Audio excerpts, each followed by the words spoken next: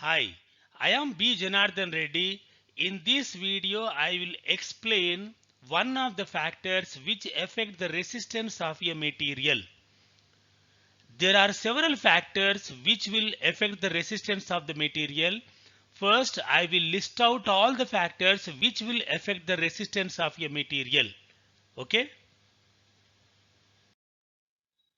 So, here is the list of the factors which will affect the resistance of a material. You see here, factors affecting the resistance of a material. The first factor is temperature. The second one is nature of material. Third one, length of the conductor. And the fourth one is cross-section area of the conductors. So these are the several factors which will affect the resistance of a material. Of these factors, I am going to take up only the first factor, that is temperature and resistance. How the resistance of a material vary with temperature, that will be explained in this video, and the remaining three factors will be taken up in the next coming videos. Okay. Here I will show you an activity. In that activity, an instrument called multimeter is used to measure the resistance of a bulb. So first I will explain about the multimeter. What is multimeter? How it is used? That I am going to explain it first before going to show you the activity.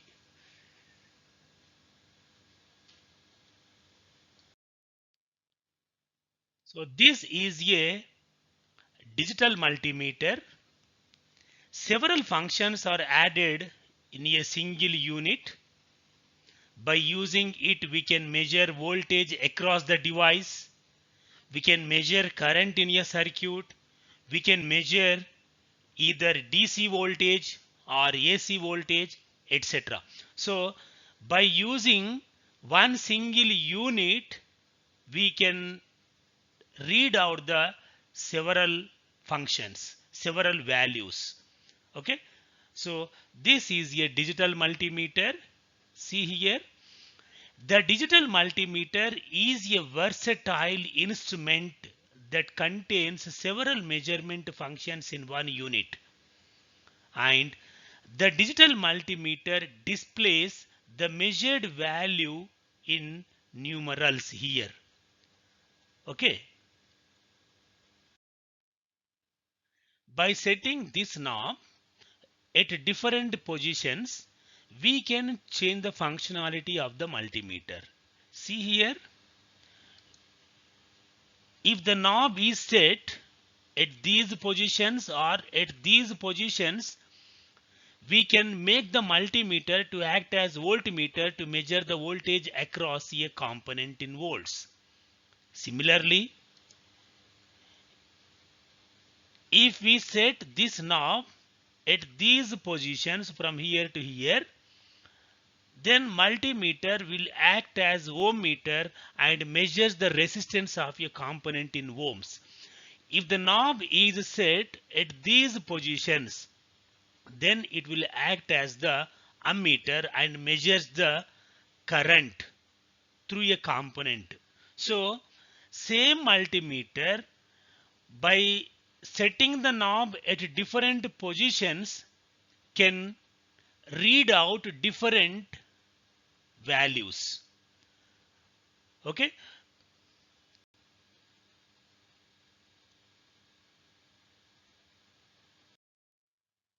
And here we can see the layout of the digital multimeter. Mainly there are three parts are there in this. The first one is display. This is the display section.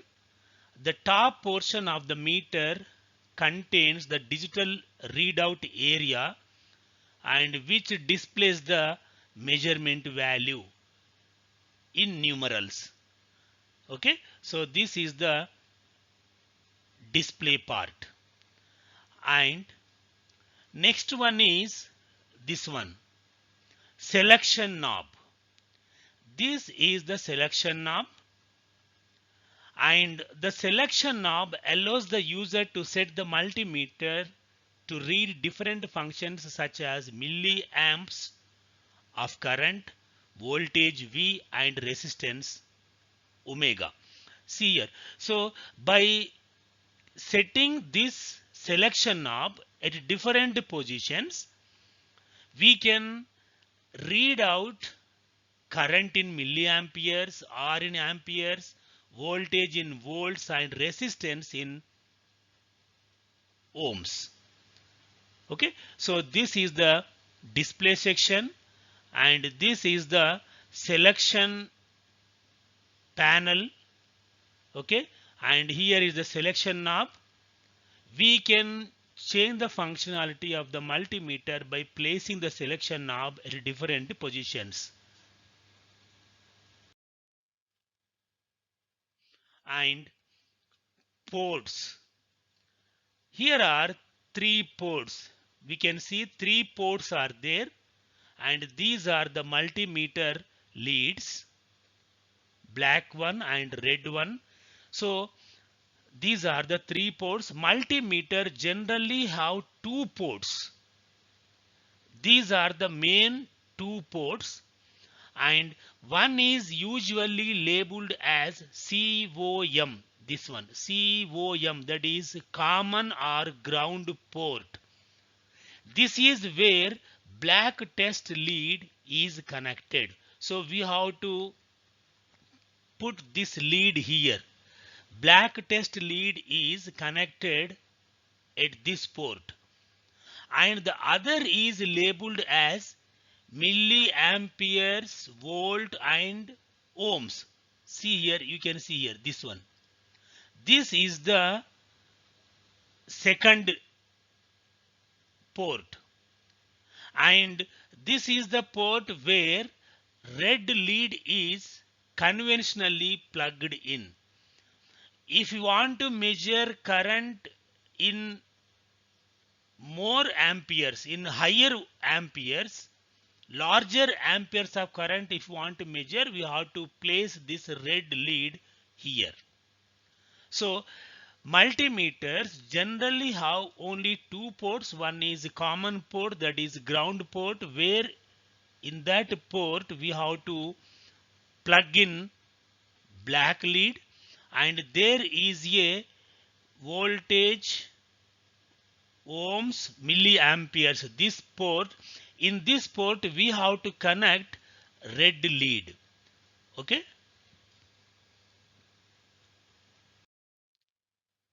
we can set this knob at different positions so that we can change the functionality of the multimeter. Now it is in half position, that's why the display is not showing any numbers. So when the multimeter is not used, the knob should be placed at half position only. Now if the selection knob is set at these positions, then the multimeter will act as voltmeter and measures DC voltage. This V setting is for measuring DC voltages, and this side measures, if the knob is set at these positions, it will measure AC voltages. And if the knob is set at these positions from here to here, from lower to higher mode, you can see here 200 ohms, 2000 ohms, 20 kilo ohms, like this. If the knob is set at these positions, then the multimeter will act as an ohm meter and measures the resistance of a material in ohms. Similarly, if the knob is, the selection knob is placed at these positions, then it will act as an ammeter and measures the current in a device, in the circuit. Okay, how much current is flowing in the circuit can be measured by placing this knob at these positions. These are the modes. So lower mode, higher, higher, like this. So 200 microamperes Here 2000 microamperes, 20 milliamperes, like this, isn't it? Now you can see here the multimeter is turned on. Now the knob is showing here. It is set to these positions. That means the multimeter is ready to measure AC voltages now. Half it, and if the multimeter is placed at these positions, then it will act as the ammeter and measures the current in microamperes and milliamperes. Okay, if you want to measure higher currents, we have to set the knob at higher modes, like this.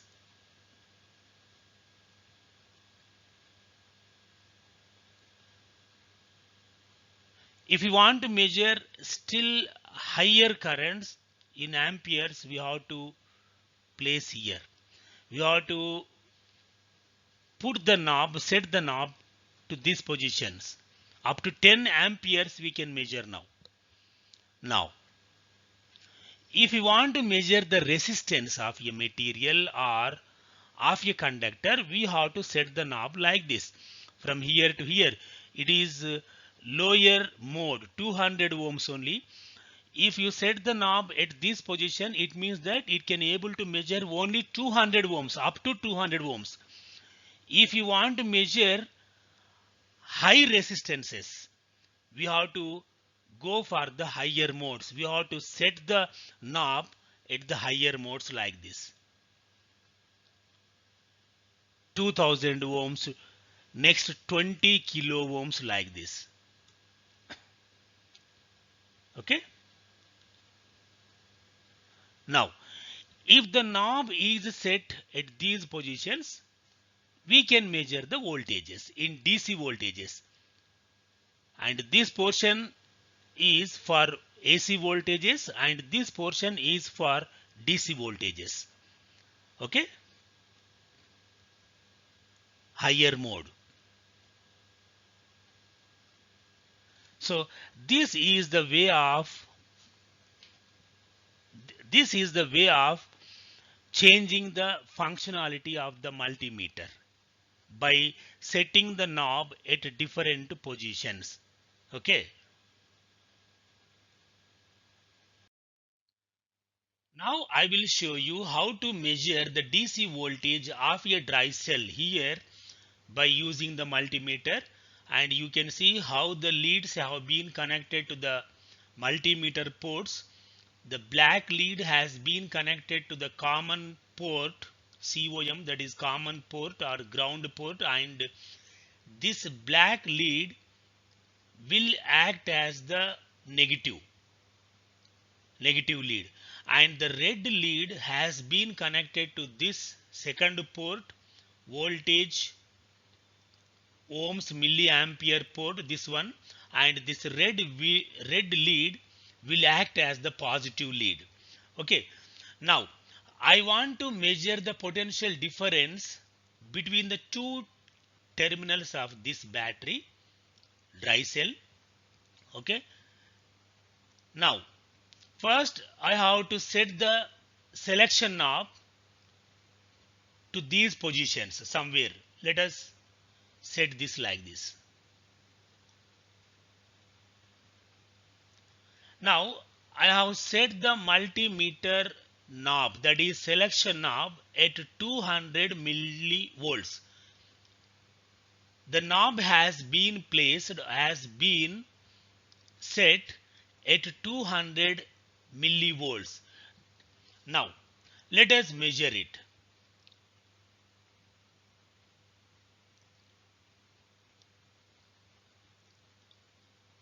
Now the multimeter is showing 1. When multimeter reads 1 or OL, overloaded, it means that we have to go for the higher modes. because the knob has been set to the lower mode. Here the voltage of the dry cell is 9 volts here, but here the multimeter can able to measure up to 200 millivolts only. That means the multimeter is said to be overloaded if it displays either 1 or OL.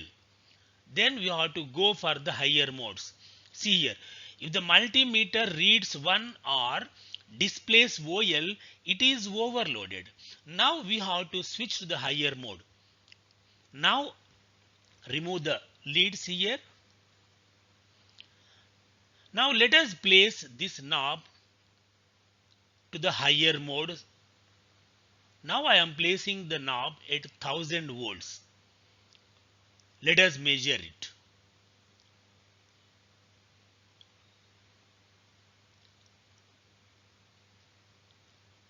Still it is displaying 0 only.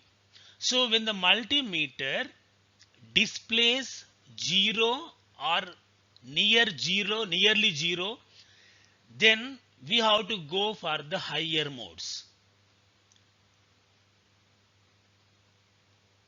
If the multimeter reads 0.00 or nearly 0, then we need to lower the mode because it has been set at higher modes.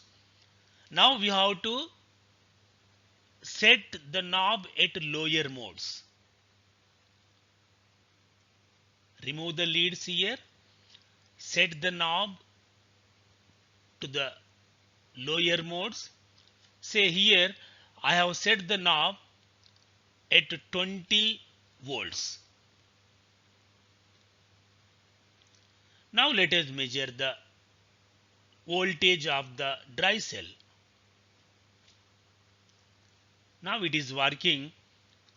It is 9.0 volts. So the voltage or the potential difference between the two terminals of this dry cell is now 9 volts. Like this we have to measure the voltage. Suppose if you want to measure the resistance across the two ends of a resistor. See here, this is a resistor. I am going to measure the resistance between the two ends of this resistor. Okay, so first we have to set this knob somewhere here in order to make the multimeter to act as ohm meter.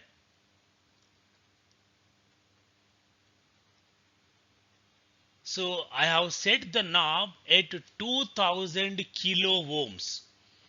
2000 kilo ohms, isn't it? So let us measure the resistance here.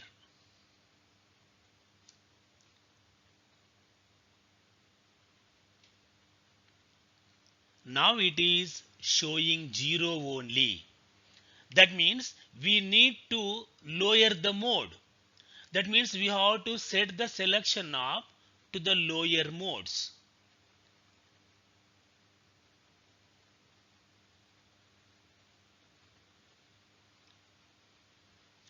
So I have set the knob to 200 ohms. Now let us measure the resistance.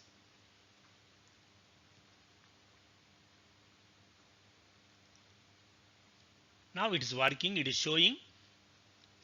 So it is 100 ohms. So in this way we have to measure either resistance of a resistor, potential difference or voltage of a dry cell, or voltage, AC voltages, or current also we can measure. Okay, so many functionalities have been included in one instrument, and this instrument is called multimeter, digital multimeter.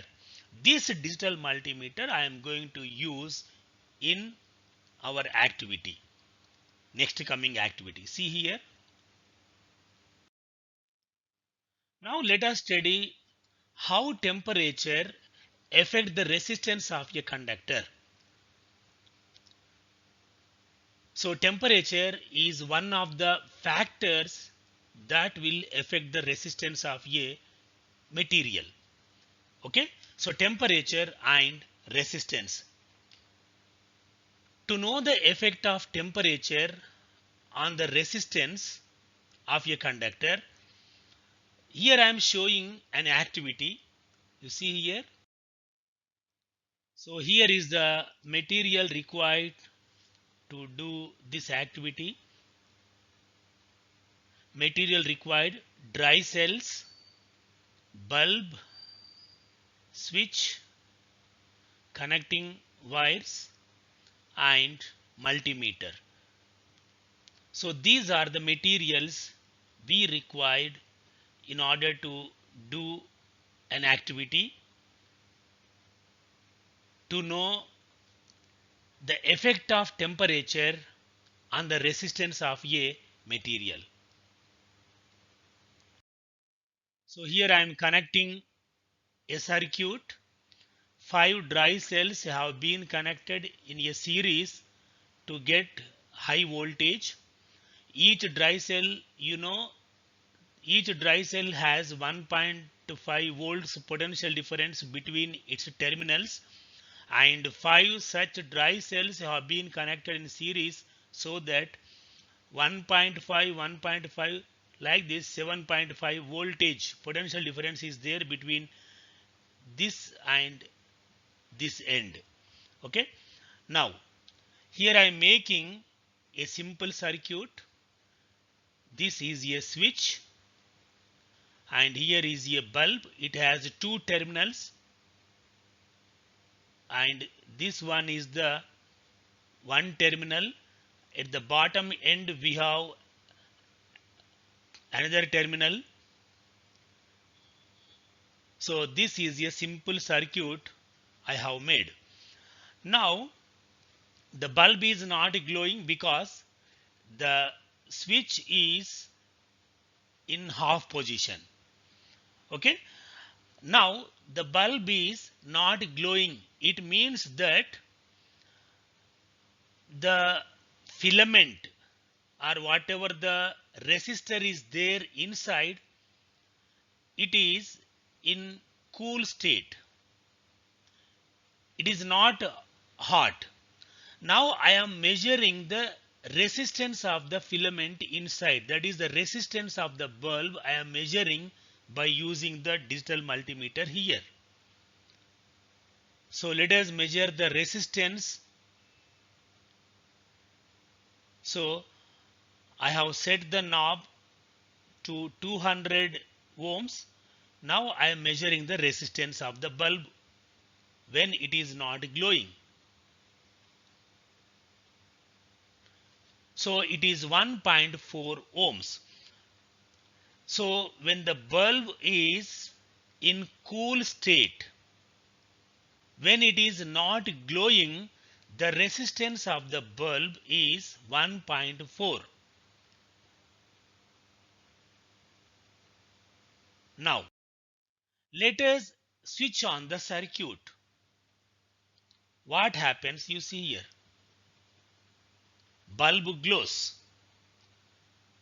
So after 1 minute, let us measure the resistance of the same bulb. Now it is becoming hot. The filament inside the bulb has become hot. Now I am measuring the resistance of the bulb by using the same multimeter. So let us set the multimeter again at 200 ohms only. Let us measure the resistance of the bulb. Now it is 10.3 ohms. When the bulb was not glowing in the previous case, the resistance of the bulb was 1.4 ohms. When the bulb is glowing and becoming hot, when it has become hot, the resistance of the bulb Now it is 10.3. So what do we notice from this activity? The resistance of the resistance of a material increases with increase in temperature, isn't it? So when the temperature is low, the resistance is also low.